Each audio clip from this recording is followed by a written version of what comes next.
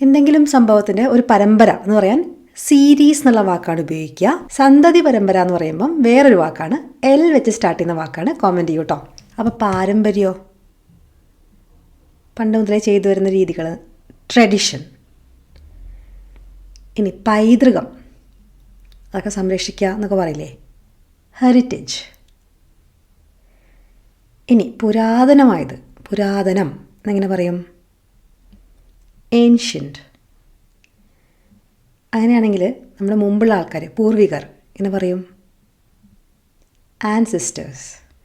ഇനി സമകാലികം, ഒരേ കാലത്തിലുള്ളത് അല്ലെങ്കിൽ ഇന്നത്തെ കാലത്ത് എക്സിസ്റ്റ് ചെയ്യുന്ന എന്തെങ്കിലും കാര്യങ്ങൾ, കണ്ടംപററി. യാഥാസ്ഥിതികം, യാഥാസ്ഥിതിക മനോഭാവമുള്ള ആൾക്കാരാണെന്നൊക്കെ കേട്ടിട്ടില്ലേ, കൺസർവേറ്റീവ്.